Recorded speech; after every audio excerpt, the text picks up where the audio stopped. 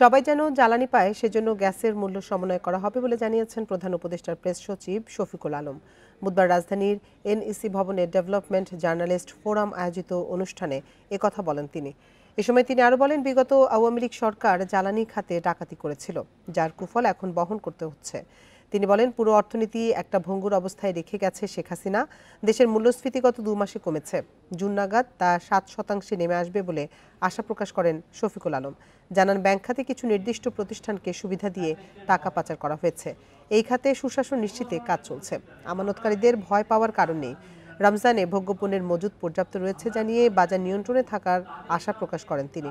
বলেন, বিদ্যুৎ খাতে আদানির সাথে চুক্তিসহ অন্যান্য বড় চুক্তিগুলো খতিয়ে দেখছে সরকার।